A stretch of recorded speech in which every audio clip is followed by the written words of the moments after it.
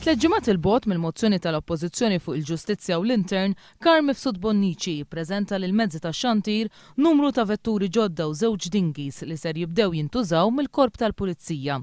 Matul din l-okkażjoni, il-Ministru tal-Intern ftaħar dwar kemm daħlu pulizija ġodda fil-korp. Jien għandi s-sodisfazzjon li kemm li hawn saru l-iktar surġenti maġġuri, l-iktar supretendenti, l-iktar spetturi u l-iktar assistenti kummissarju u l-iktar li daħlu rekluti tal-Pulizija. Ftaħar ukoll dwar l-Assoċjazzjoni tal-Pulizija, anke jekk sal-lum din għadha ma natax kif imwiegħed l-istatus ta' trade union. L-Assoċjazzjoni hemm abbozz ta' liġi qiegħed diġà fil-Parlament. Għamiltu jiena f'Novembru. Mifsud Bonnici ħalmertu wkoll fuq dak li qed jagħmel illum Chris Sajt. L-Onorevoli Chris Sajt ma ppreżentax emendi fuq id-droga, l-emendi fuq id-droga ppreżentajthom jiena. U fi kliem il-Ministru huwa rnexxielu jżomm il-wedit li jagħmel. Jiena tajt kelma lil poplu Malti li kull sena nagħmel abbozz ta' liġi li attakka l-kriminalità. Mistoqsi x'inhu jistenna mill-mozzjoni tal-Oppożizzjoni, Mifsud Bonnici wieġeb hekk. Mhux li nersaq fil-Parlament u nagħmel il-parti tiegħi bħal kull membru parlamentari ieħor.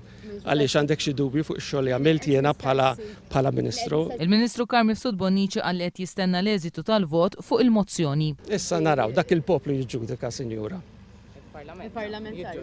Il-Parlament jiġġudika l-ewwel, imbagħad il-poplu jiġġudika t-tieni.